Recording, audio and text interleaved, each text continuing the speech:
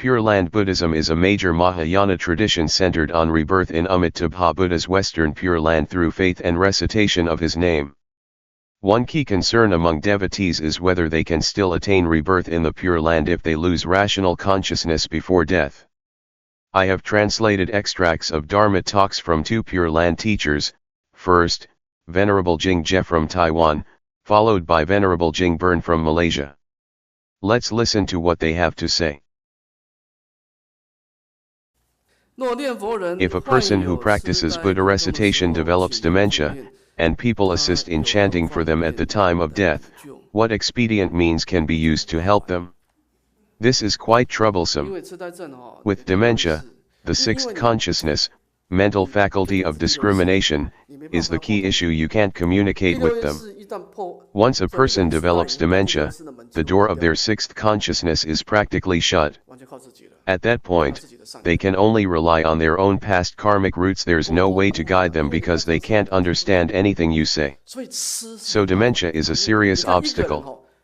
You see, even if someone has committed terrible evil deeds or has heavy afflictions, as long as they can still comprehend reasoning, the Dharma can save them. Take Angulimala, for example. He killed 999 people and was about to kill the Buddha as his 1000th victim. But after the Buddha spoke a few words to him, he attained the stage of stream entry. He killed 999 people yet still became a saint, while we, who haven't killed anyone, haven't reached such realization. Of course, this means Angulimala had immense past good roots. Dementia, however, is far worse. In truth, when we practice, we should make vows either to maintain good health or to pass away swiftly. Avoid lingering too long in sickness before death seriously.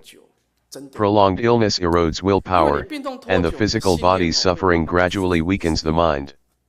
I've seen several elder monks who were very diligent in practice, but because they suffered from prolonged illness lying in bed for too long, their minds eventually scattered. Sickness is more terrifying than death itself, at least from the perspective of rebirth. Either stay healthy or depart quickly. Dragging it out only destroys your right mindfulness. Why? First, they can no longer listen to Dharma teachings. Second, they can't perform spiritual practices. A person's right mindfulness never stays stagnant. It either progresses or regresses, and in such cases, it keeps deteriorating. If this drags on for over 3 years, it's very bad, very bad. That's why it's crucial to cultivate blessings in ordinary times and pray, "May I encounter no obstacles at the time of death."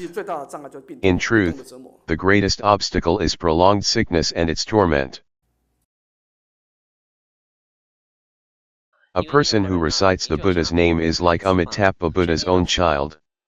So, if after a lifetime of sincere practice, karmic obstacles arise such as mental confusion or dementia in old age, Amitabha will surely take even greater care of them. How could he possibly abandon them just because their karma manifests? Think about it, the more a child suffers, the more a parent's love and care intensify. If a hospital calls you and says, "Your child was in an accident and is now in a coma," would any parent respond, "Oh, since they're unconscious, they're useless now, let them die alone"? Absolutely not. A parent would rush to their side without hesitation.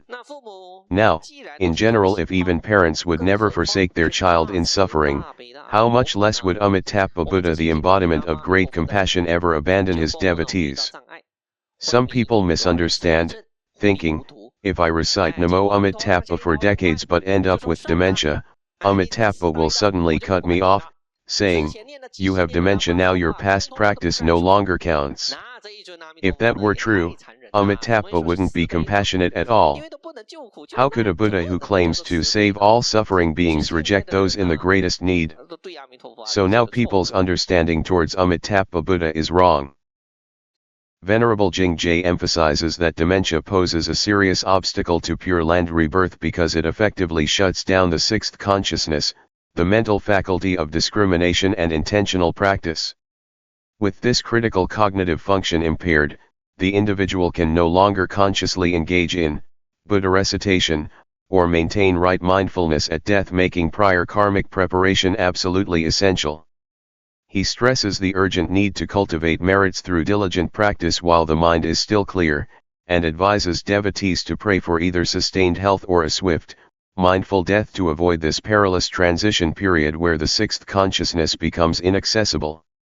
In contrast, Venerable Jingburn's teaching did not specifically addressing the shutdown of the six consciousnesses.